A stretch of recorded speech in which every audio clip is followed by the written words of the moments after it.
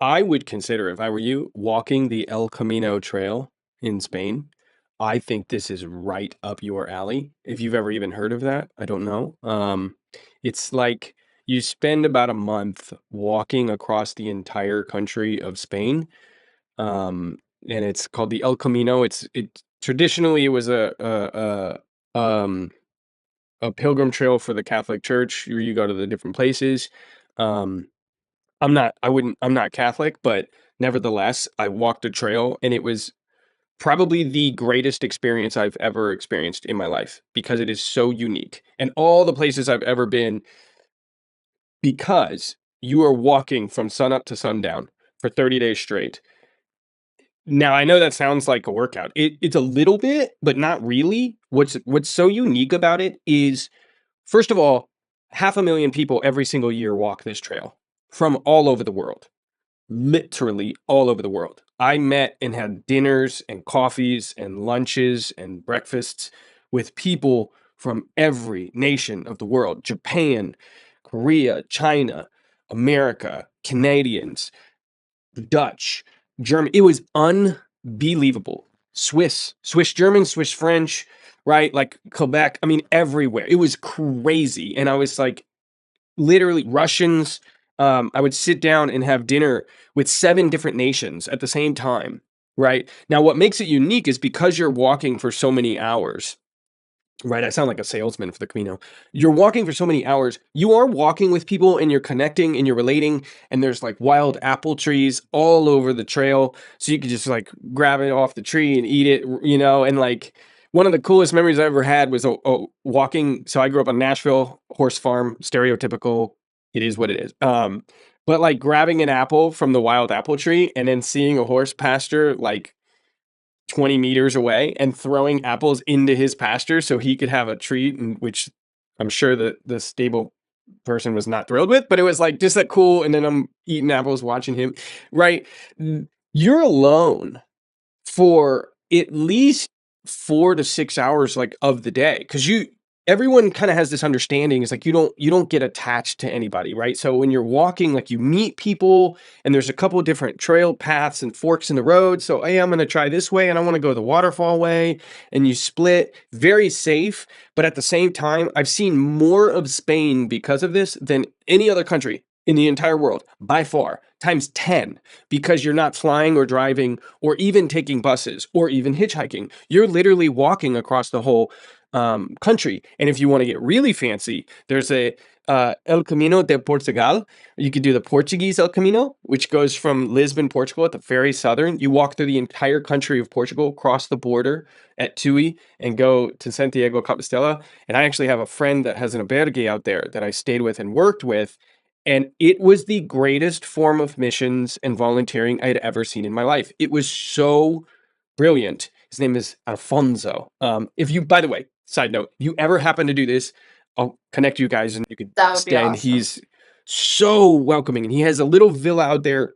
Literally every single night, He like welcomes people for donation only. It's completely free into his home. And it was like the entire world. Traditional volunteering and missions is you have to go out, right? Which I don't think is anything wrong with. But he, when he realized this 40 years ago and started doing this, he was like, the nations are coming to me. And I'm giving them a hot meal and literally breaking bread with them and connecting with them. Again, I sound like a salesman for the El Camino, but it's like unbelievable. I was a changed person after walking this, and I grew up in faith, so it's not, it wasn't like it was this spark moment, but it was just this realization of just seeing these people and having dinners and going to an albergue and having a Russian woman. The first thing she asks me is, "What do you think of Trump?" And I have to go. Listen.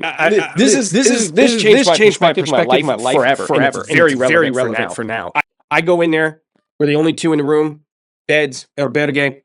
She's like, "Oh, American, what do you think of Trump?" And I'm like, listen. You know my next question if you want to go down this road. And she goes, "You're gonna ask about Putin, huh?" I'm like, Yeah, of course.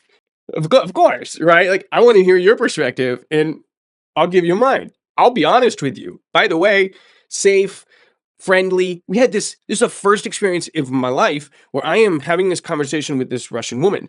Very calm, very peaceful. She's like, "You have to understand, in the 90s when the Soviet Union collapsed, Like it was like starvation and abject poverty. Now, I'm not the biggest fan. This is her words, right? Would she say this on camera? Probably not. But like, I'm not the greatest fan of this guy in the history of the world, but he has helped my nation so much that there is a reverence, there is a respect that I hold for this guy, right? And I had to give my opinion on Trump, and it was just fascinating, right? No arguing, peaceful, and it was like not something you're ever going to experience in the media, not something you're ever going to experience unless you're actually doing that. Now, like, how often do an American, especially now, and a Russian, get to see eye to eye and hear a calm, like, perspective from each other? And it was like event after event after event happening like this made me just go, there is something happening here that is deeper than the flesh, that is deeper than the physical walking, right? It was unreal, unbelievable. And it sounds very similar to some of the stories that you've experienced as well. Sounds right up my alley. Sorry. Yeah, that sounds. No, I'm telling you, I tell everyone to go, and not enough people listen. And the one or two that have are like, whoa. And I'm like, I know it's the best kept world secret ever. It's so hard to explain.